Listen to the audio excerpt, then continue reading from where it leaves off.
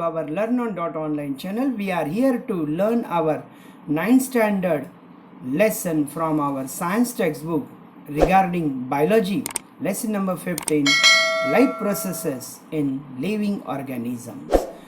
Whether they are unicellular organisms or multicellular organisms like human beings, as the living organisms are living their life, the life processes are always going on. जोपर्यंत life चालू आहे, मग ते unicellular असो, एकपेशीय सजीवांची असो, का मल्टीसेल्युलर माणसांसारखे, मानवजातीसारखे लिव्हिंग थिंग्स असो, जोपर्यंत लाईफ चालू आहे, life processes are always going on. हे यामध्ये आहे. So what we are going to learn in this chapter, the basic points are transportation in plants, how food is, you all know that leaves synthesize the food for the plant, and how it is reached to the every part of the body of the plant, and that thing is known as transportation. Then excretion, it is also one of the important process of every life and living organism, whether they are plants or animals or human beings. Okay, so excretion, removal of unwanted substances, that is excretion. Coordination, and coordination is very necessary to make the all life processes continued in harmony or in definite relativity. So control and coordination, this is also important one in plants and humans. तुम्हाला ह्या 3 गोष्टी महत्त्वाच्या या ठिकाणी शिकायला मिळतात. Transportation, त्याचबरोबर excretion म्हणजे टाकाऊ पदार्थ बाहेर टाकणे, त्याचबरोबर कोऑर्डिनेशन, ज्याला आपण कोऑर्डिनेशन अँड कंट्रोल असं समन्वय म्हणून ओळखतो, हे खूप आवश्यक आहे. So let us move. Can you recall how do the digestive system and respiratory system work? आपल्याला digestive system आणि respiratory system कशी work करते, we all know about this in the previous standard. We have studied how digested food or oxygen inhaled by lungs is transported to every cell of the human body. We all know that lungs are the most important part of our respiratory system, and because of the lungs, the oxygen molecules are reached to each and every part of the cell or each and every cell of our human body, so as to make their work run with smoothness. The farmer also tries to transport the water from the wells and dams through the main channel to every plant. This is exactly the same as the farmer does in his field. He uses the water transported from wells or other sources, and he makes reach them to every root of the plants. Likewise, the same thing happens in our body and in plants and animals body. The food absorbed by the digestive system is converted into energy.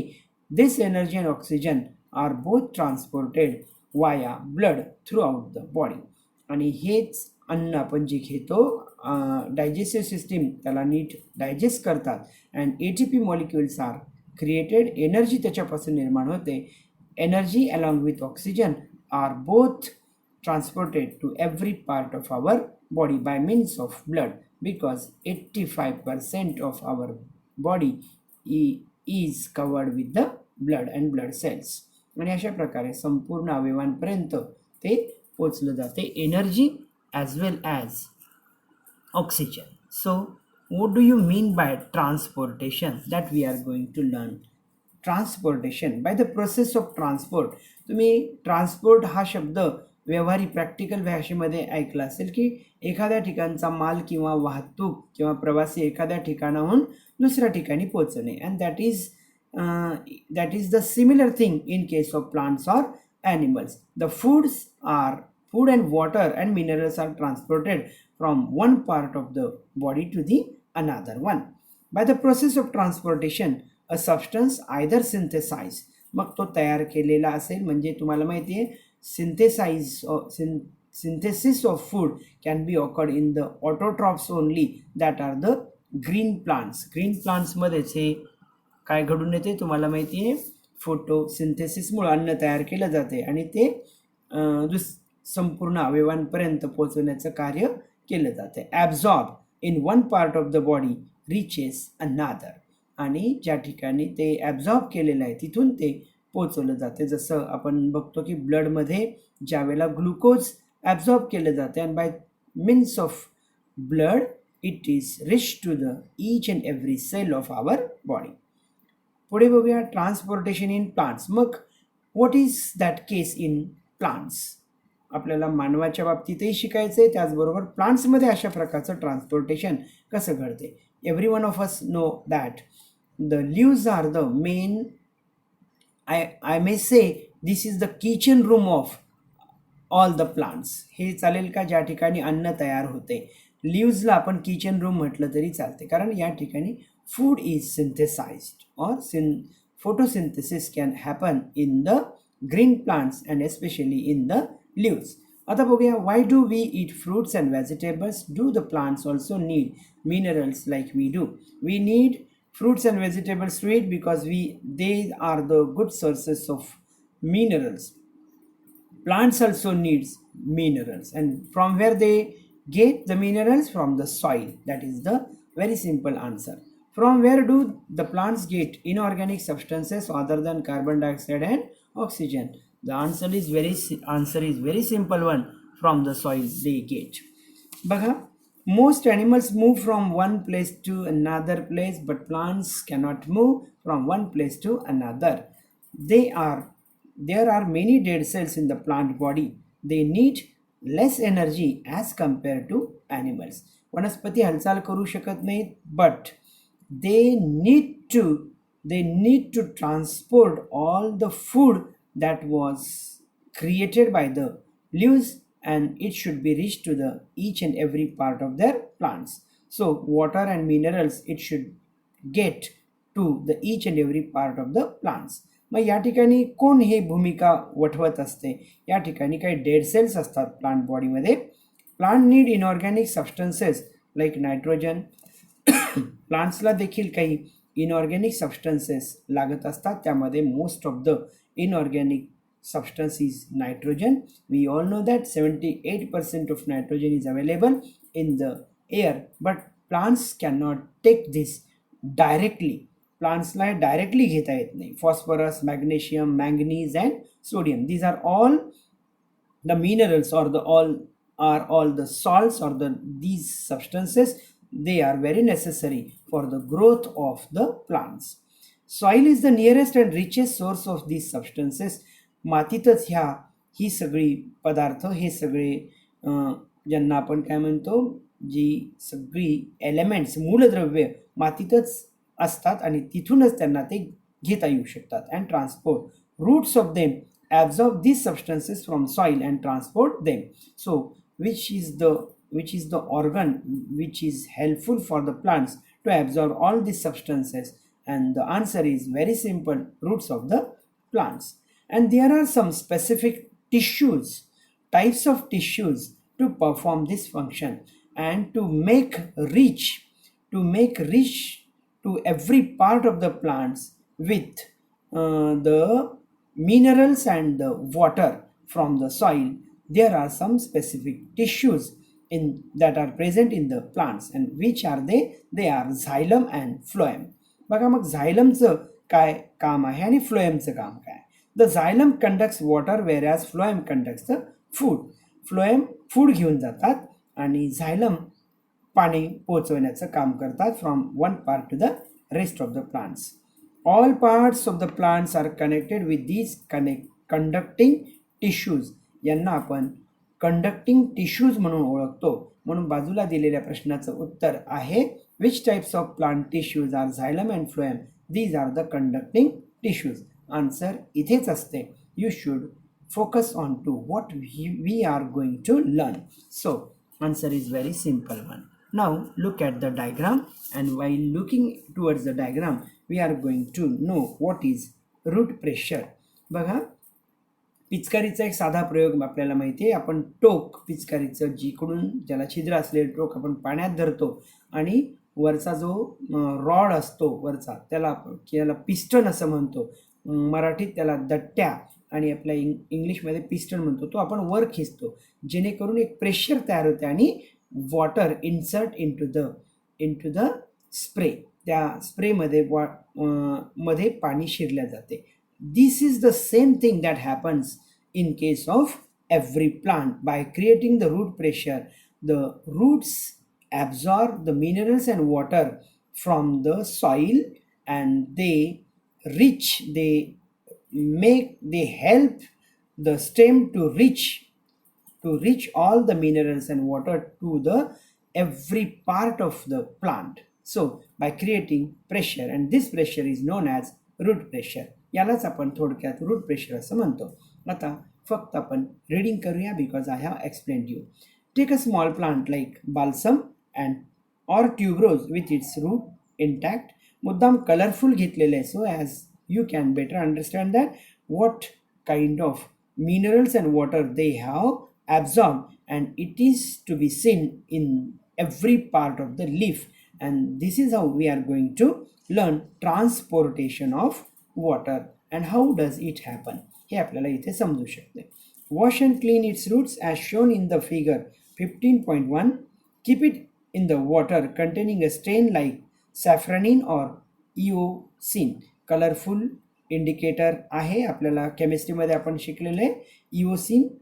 त्यानंतर observe the stem and the veins of the leaves after 2 to 3 hours. आणि 2 ते 3 तास अशा रंगीत पाण्यामध्ये इओसिनच्या पाण्यात ठेवल्याच्या नंतर आपण ते बघू शकतो. What is our observation on this next page?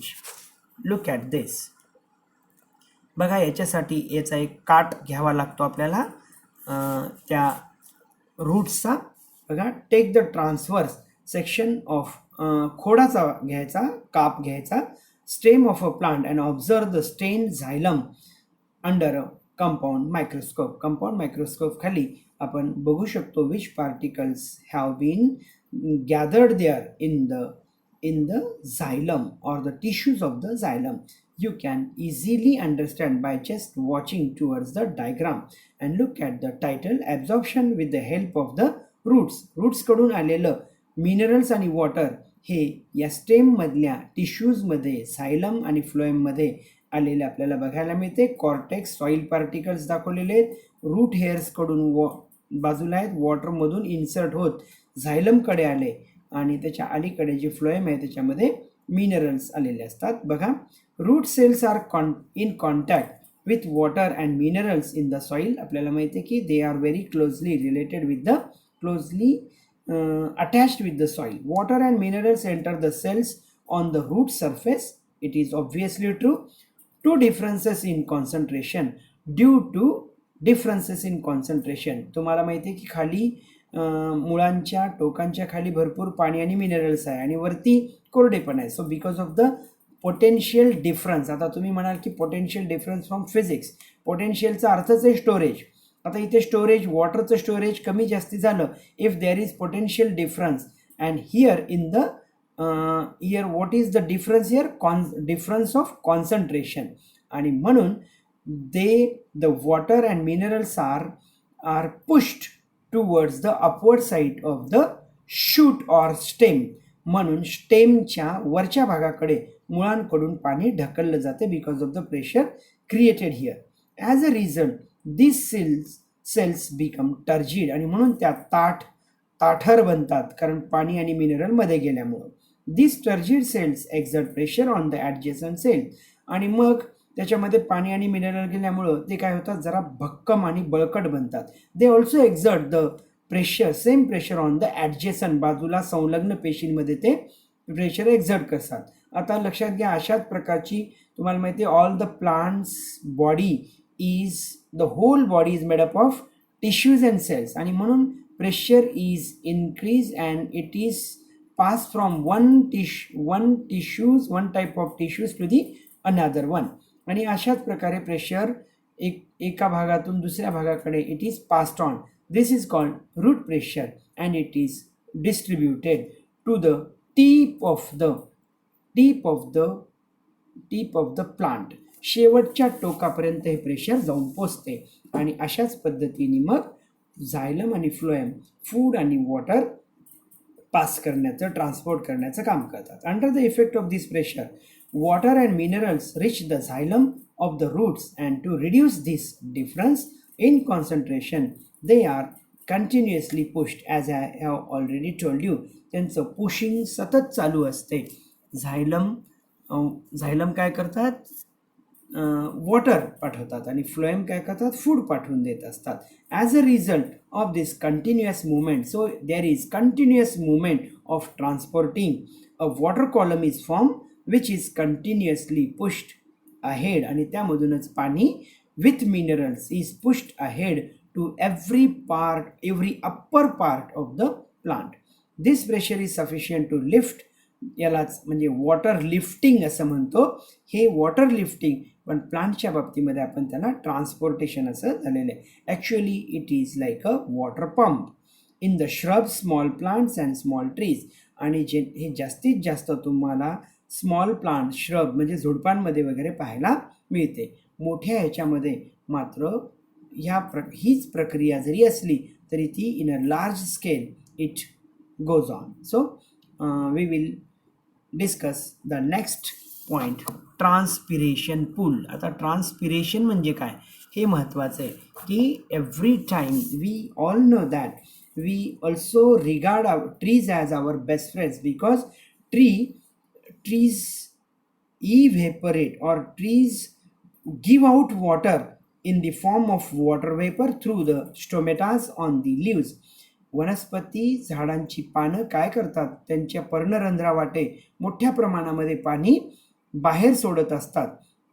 यालाच ट्रान्सपिरेशन असं म्हटलं जाते. बाष्पोत्सर्जन असं आपण मराठीमध्ये म्हणतो. बाष्प म्हणजे वॉटर वेपर, उत्सर्जन म्हणजे गिविंग आउट म्हणजे बाहेर सोडणे. आणि because of this transpiration clouds and the humidity clouds are formed, and humidity can also be maintained in the atmosphere, and that's why we all believe that plants are the water giving friends or the rain increasing friends to all living beings. आणि म्हणून आपण त्यांना वृक्षमित्र म्हणतो, कारण ते पाऊस खेचून आणतात. याचं कारण ते ह्युमिडिटीसुद्धा इन्क्रीज करत असतात. बघूया, previously you have perform the activity of observing a branch covered in a plastic bag. What did you observe in that activity? आपण बघितलं होतं की त्या प्लास्टिकच्या बॅगवर we find the water droplets because of the transpiration. So that was nothing but the experiment of transpiration. चला ठीक आहे, मग आता बघूया. Plants give out water in the form of vapour through, बघा, in the form of vapour, water वेपरच्या रूपामध्ये ते पाणी बाहेर सोडत असतात. Through the stomata on their leaves. Where do we find the stomata? ज्यांना पर्णरंध्र, रंध्र म्हणजे छिद्र पानांवर असतात. 2 cells कॉल्ड गार्ड सेल्स. याच्यावर काही 2 सेल्स असतात, त्यांना गार्ड सेल्स म्हणतात. You may look in the figure 15.3. Guard cells are there. बघा, they are the controlling for the opening and closing of the stomata. 2 guard cells are there. Transpiration occurs through these stomata. From where the transpiration occurs? Through these stomata. या छिद्रांमधूनच पाणी बाहेर सोडलं जाते in the form of water vapor. Water is released into the atmosphere by leaves through the process of evaporation. अर्थातच हे इव्हेपरेशन असल्यामुळं आपण त्यांना ट्रान्सपिरेशन और बाष्पोत्सर्जन इन मराठी वी कॉल. बाष्प म्हणजे पाण्याची वाफ. As a water is brought to the leaves through the xylem, one minute. As a result, water level in the epidermal layer of the leaf decreases. Water is brought up, आणि मग whenever through the stomata water is given out, we find that there is deficiency of water in the epidermal layer of the leaf, and that's why it creates the difference in pressure, and hence again the movement starts, that is the transportation of water, and the water is brought up to the leaves through the xylem so that the pressure can be maintained so as to compensate म्हणजे जे आत्ता water vapour बाहेर टाकल्यामुळे जे काही कमतरता पडली होती, it can be compensated by the help of xylem by adding the lost water. अशा पद्धतीनं ट्रान्सपोर्टेशन आणि transpiration, these are the like processes that are always going on. Transpiration helps in absorption of water, minerals and distribution to all parts of plant. हे लक्षात घ्या, हे घडत असताना distribution to all parts of the plant is very necessary, whereas root pressure performs the important role of pushing the water up during the night time.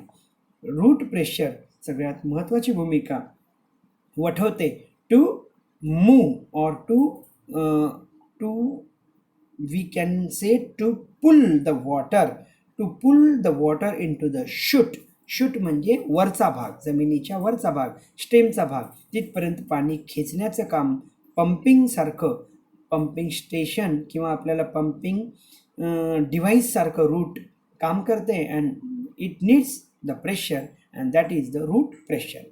आता बघूया, इथे एक इंटरेस्टिंग इन्फॉर्मेशन दिली आहे. ओक ट्री रिलीजेस, ओक नावाचा जो सगळ्यात उंच वाढणारं जे झाड असते ते साधारणपणे 1,51,000 लिटर वॉटर एवढं ट्रान्सपिरेशनच्या द्वारे ते काय करत असते, बाहेर सोडत असते. So this is also important one.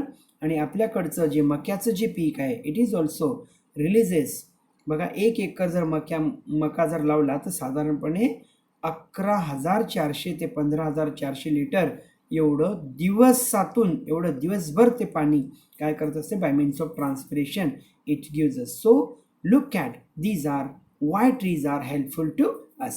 This is also idea you should understand, not learning the processes, but you should know what the life is and why it is important.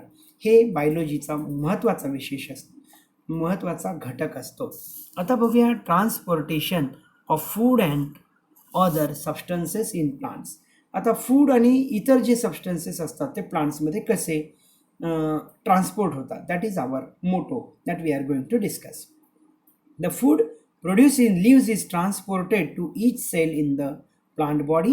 Excess food except sodun exclusive of amino acids, all the foods are stored in roots, fruits. Sweet potato मध्ये आपण बघितलं असेल तर roots, fruits and seeds, they are all stored into these. This process is called as translocation. जे काही अन्न तयार झालं that is stored into the roots, fruits and seeds too. And this process is translocation of materials. It is carried out in both the upward and downward directions by the phloem. And which tissues are helpful for this translocation? Clearly the phloem. Translocation of materials is not a simple physical process. It requires energy. परंतु translocation, जसं transport करण्यासाठी सुद्धा एनर्जीची गरज असते तसं ट्रान्सलोकेशनसाठी सुद्धा एनर्जीची गरज असते. This energy is obtained by ATP molecules. These are the energy giving molecules. We all know that adenosine triphosphate, ATP molecules, mitochondria make or form these ATP molecules. Whenever food material like sucrose is transported towards the part of a plant via phloem with the help of ATP, the water concentration decreases in that part because the place of water is absorbed by the food.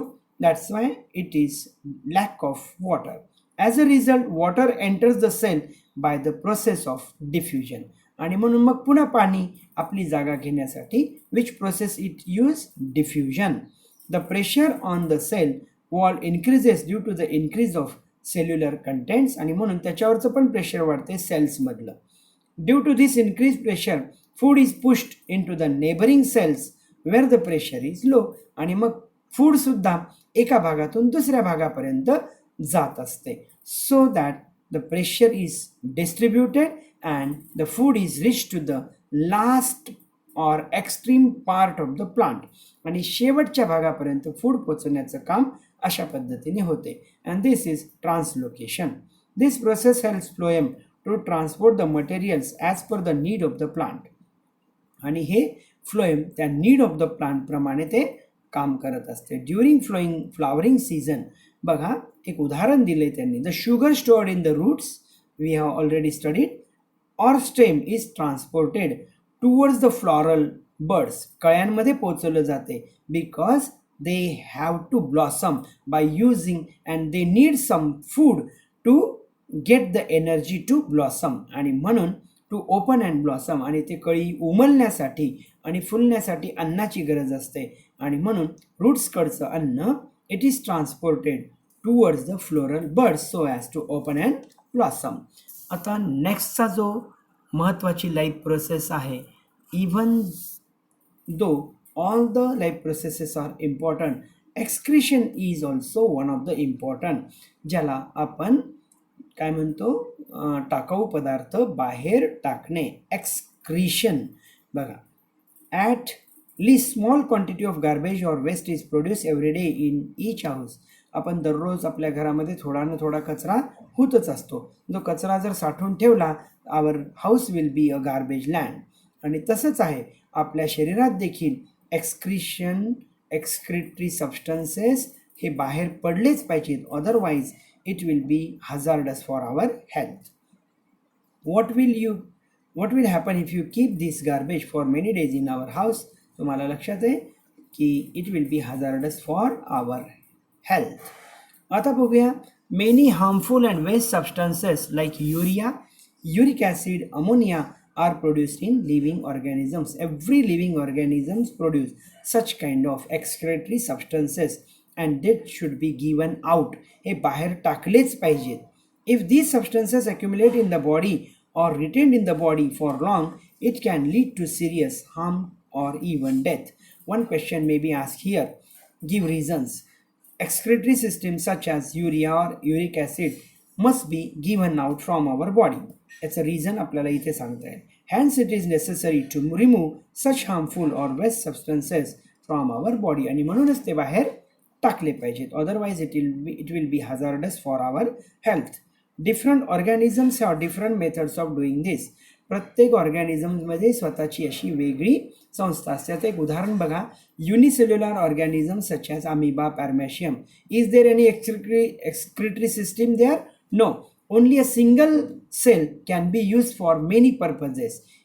Egestion, digestion, excretion, only single cell can be used for each and everything. But in case of multicellular animals, in plants there is no excretory system separate. But in our human beings there is separate excretory system available. So this is also different types of excretory systems and organs are available for different organisms. In unicellular organisms, waste materials are directly eliminated. मी आत्ताच सांगितलं तुम्हाला across the cell surface, whereas the process of excretion in multicellular organisms is complex. Multicellular organisms मध्ये मात्र ही जरा complex आढळते, जरा गुंतागुंतीची process आहे. So let us discuss first of all how do excretion occurs in plants. प्लांट्समध्ये कशा प्रकारे एक्सक्रेशन घडते. बघा leaves of plants fall off in a particular season, ज्याला आपण पानगळतीमध्ये म्हणतो. पानगळतीच्या रूपामध्ये काय झालेलं असते, पानामध्ये जे काही वॅक्युअल्स असतात त्यामध्ये सगळे एक्सक्रेटरी सबस्टन्सेस एकत्र झालेले असतात. पानं जेव्हा पिवळी पडतात तेव्हा ती पानं गळून पडतात. And this is how the excretory substances are removed out by the plants. No separate system is there. Fruits, flowers fall off at a certain period of time. फळं देखील गळून पडतात, पाने देखील गळून पडतात, फुलंही गळून पडतात. And this is how the excretion occurs in plants. Substances like resin, gum are given out of the plant body. काही जे टाकाऊ पदार्थ आहेत बघा, वनस्पतींसाठी ते टाकाऊ आहेत. गम असेल, रेझिन म्हणजे राळ म्हणतो आपण त्यांना, but they are very useful for us. लक्षात घ्या, त्यांचे excretory substances they are useless for them, but we are quite familiar with all this because they are very useful for us. आता बघूया, excretion is a simpler process in plants than in animals. There is no special organ or system for excretion in plants, which I have already told you. Gaseous substances are given out by diffusion. Gaseous substances डिफ्युजननी बाहेर टाकले जातात. Most of the waste substances of plants are stored in vacuoles of leaf cells. बघा मी आत्ताच बोललो होतो, just I am reading because I have already explained it. And in flowers, fruits and bark of the, bark म्हणजे झाडाची साल, of the stem. After some time these parts fall off, खाली गळून पडतात. and so do the waste materials. Some other waste materials are stored in old and warm xylem in the form of resin and gum. Some waste materials are also given out through roots in the surrounding soils. आणि roots मधून सुद्धा काही waste material soil मध्ये टाकून दिले जातात. and this is how excretion occurs in plants. आता बघूया ऑब्झर्व अँड फाइंड आउट. एक सोपं उदाहरण दिलेलं आहे and you must have found in your home. Observe your mother while she cuts elephants foot, ज्याला ॲमॉर्फोफॅलस, अळूची पानं, अळू म्हणून आपण ओळखतो, अळूची पानं. Your hands may also begin to itch if you try to cut these leaves. त्यांना तुम्ही कापण्याचा प्रयत्न केला तर तुम्हाला काटे टोचल्यासारखं होते. अळू, चमकोरा, चमकोऱ्याची जशी पानं जरा बारीक असतात, अळूची पानं मोठी असतात, त्याच्यासारखीच आहे. Why does this happen? कारण का त्यांच्यामध्ये कॅल्शियम ऑक्झॅलेटचे स्फटिक असतात. Ask your mother that she does to prevent this itching. In some plants waste materials are present in the form of crystals of calcium oxalate. Calcium ऑक्झॅलेटचे स्फटिक असतात आणि यांनाच ओळखलं जाते, आपण त्यांना काटे म्हणतो. Actually they are the crystals of calcium oxalate. They are the raphides. ह्यांना मुलाभ असं म्हणतात मराठीमध्ये. मुळांवर असणारे जसे काटे असतात त्यांना रॅफाइड्स असं म्हणतो. As they are needle shape, ते सुईसारखे टोकदार असतात. They prickle and cause irritation of the skin. आपल्या स्किनलाही त्याचा त्रास होतो. आणि ज्या वेळेला तुम्ही एखादी चमकोऱ्याची जर भाजी किंवा एखादी भजी किंवा भाजी खाताल तेव्हा तुमच्या लक्षात येत असेल की ते कधी कधी तुम्हाला घशामध्ये खवखवल्यासारखं होते because of the irritating of this needle shaped calcium oxalate. हे लक्षात ठेवून द्या. It may be ask in your CET or NIIT exams too. आता बघूया some waste products are very useful like gum, resin and latex of rubber. हे रबराच्या झाडावर सापडलेले जो चीक असतो रबराच्या झाडावरचा ते सगळे उपयोगी आहेत. अँड कोणासाठी? आपल्यासाठी. But even though they are excretory substances of the plants, respected plants. आता बघूया how does it happen in human beings. आपण एक्सक्रिशन ह्युमन बीइंग्समधलं बघणार आहोत and coordination we will learn in the next period. Okay बेटा. आता बघूया excretion in human being म्हणजे याचा अर्थ आपण हे दोन पिरियडमध्ये we are going to conclude this lesson. Okay. Which waste materials are produce in our body through metabolic activities. यामध्ये आपल्याला येणारा जो घाम आहे हे देखील वेस्ट मटेरियलमध्येच येतो. टॉक्झिन्स आहेत, काही विषारी द्रव्य आपल्या शरीरात तयार होतात, त्यांना आपण टॉक्झिन्स म्हणून ओळखतो. How does the process of excretion take place in human. आता ह्युमनमध्ये कशा प्रकारे एक्सक्रिटरी सिस्टीम काम करते हे आपण बघणार आहोत. There are different organ systems in human body to bring about the different life processes such as digestive system. आपल्याला माहिती आहे की मानवी बॉडी खूप कॉम्प्लेक्स आहे. Different systems are there. Digestive system for digestion of food, respiratory system for respiration. The process of digestion leading to energy production is an important process of our body. So, excretion is also one of the important process of our body. So, separate excretory system is available for human beings. Various waste materials are formed during the process.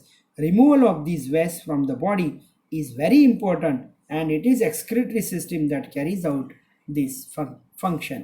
या excretory system मुळेच आपल्या शरीरामध्ये हे excretion घडून येत असते. उत्सर्जन, एक्सक्रिशनला उत्सर्जन असं म्हणतो. जो निरुपयोगी पदार्थ है उन्हें बाहर फेंक देना. The human excretory system consist of a pair of kidneys. You may highlight on these lines. A pair of ureters, a urinary bladder and urethra. या 4 अवयवांनी बनलेली एक्सक्रिटरी सिस्टीम असते.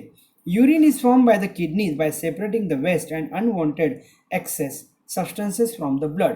ब्लडमधून जे डिझॉल्व्ड इम्प्युरिटीज जे आहेत त्यातून जे वेस्ट प्रॉडक्ट्स आहेत, unwanted excess substances, they R filtered or form by the urine by the kidneys. And what is this product? That is the urine, which is the excretory substance.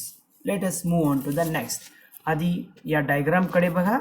This is the excretory system in human beings, and the kidneys are here given. So this diagram is very important one. Try to draw at your home and practice it so that you can get full marks. So I'm not going to discuss about the diagram. You may understand. I will tell you about the different functions of all these things and how does the kidney work. बघा, the two bean shaped kidneys दाखवले घेवड्याच्या बियासारखं, दोन घेवड्यांच्या बियासारख्या आकाराची kidney असते दोन्ही साईडला. Are situated one on either side of vertebral कॉलमच्या दोन्ही बाजूला. On the posterior side of abdomen, पोटाच्या मागच्या साईडला. बघा, the functional unit of the kidney that performs the basic function of filtration is called a nephron. हा प्रामुख्याने कोणत्या महत्त्वाच्या घटकाने बनलेला असतो? त्याचं नाव आहे नेफ्रॉन. बघा, सगळ्यात महत्त्वाचा किडनीतला भाग, which does the function of filtration. आता बघा, each nephron has a cup like, तिथे तुम्ही डायग्राममध्ये बघू शकता, cup like thin walled upper part called Bowman's capsule. बघा, बाउमन्स कॅप्सूल हा वर टोपीसारख्या आकाराचा असतो. The network capillaries in it are called glomerulus. The urea produce in the liver comes into the blood. आता बघा, जे युरिया टाकाऊ पदार्थ आहे जो लिव्हरमध्ये तयार झाला होता तो ब्लडमध्ये येतो. And from this, when the urea containing blood comes into the glomerulus, it is filtered through capillaries, and urea and other similar substances are separated from it. आणि त्यातून मग युरिया आणि इतर युरिक ॲसिड वगैरे जे पदार्थ बाहेर टाकले जात नाहीत, तर ते सेपरेट केले जातात अगोदर. आता बघूया, water molecules and small molecules of some other substances. काही पाण्याचे मॉलिक्युल्स आणि इतर काही अविद्राव्य पदार्थ म्हणजे अनडिझॉल्व्ड मॅटर और फूड मॅटर, हे पदार्थ other substances can cross the semi permeable membrane of Bowman's capsule. Bowman कॅप्सूलचा जो भाग असतो तो सेमी परमिएबल म्हणजे वन साईड फ्लोईंग होत असते, दुसऱ्या साईडनी फ्लोईंग होत नाही, म्हणून त्याचं नाव सेमी परमिएबल मेम्ब्रेन. बघा, the solution accumulated in the cavity of Bowman's capsule passes into the tubular part of the nephron. बघा, ते खाली दाखवलेले बघा, ते ट्युब्युलर पार्टमध्ये त्याचा एक भाग अटॅच केलेला असतो आणि म्हणून त्याला काय होते बघा, here molecules of water and some other useful substances are reabsorb. आणि मग पुन्हा एकदा पाण्याचे मॉलिक्युल्स आणि इतर काही useful substances are again reabsorb into the blood. आणि मग एवढं केल्यावर म्हणजे किती फिल्ट्रेशन होते आणि युजलेस जे पदार्थ आहेत तेवढेच बाहेर टाकले जातात. Urine is form from the remaining solution, आणि उरलेल्या सोल्युशनमधून मात्र युरिन तयार होते, which is full of waste material. आणि यामध्ये कुठलाही उपयोगी पदार्थ नसतो, ते सगळं टाकाऊच पदार्थ असते. बघा, which is full of waste material. The urine is carried out by the ureters. मग युरिन युरेटर्सकडून वाहून घेतलं जाते and stored in the urinary bladder, ज्याला मराठीमध्ये मूत्राशय असं म्हणतो, आणि म्हणून तिथे जमा होतो. When it gets full we create the wish to urinate. आणि जेव्हा ते पूर्ण भरते तेव्हा आपल्याला इच्छा होते युरिनेट करण्याची. Though the kidneys are the main organs, लक्षात घ्या. आणि अजून एक महत्त्वाचं आहे की afterwards it is given out through the urethra, आणि युरेथ्रा वाटे ते बाहेर टाकलं जाते. The urinary bladder is muscular and is under the control of बघा ब्रेन असणारे नर्व्स. बरोबर आहे, नर्वस सिस्टीमला ते जोडलेलं असते. And hence we are able to keep a control on urination, आणि म्हणून आपण त्याला कंट्रोल करू शकतो. यालाच म्हणूनच आपल्याला या धड्यामध्ये control and coordination that we are going to learn both. Though the kidneys are main organs of excretion in human beings, the skin and lungs are also helping in process of excretion. Skin आणि lung सुद्धा आपल्याला एक्सक्रिशनच्या प्रोसेसमध्ये मदत करतात. Through the skin we remove the sweat, आपण घाम बाहेर टाकत असतो. This is also one type of excretory substance. आता बघूया, the right kidney is slightly lower position than the left. डाव्यापेक्षा उजवीकडची किडनी जरा थोडी खाली असते.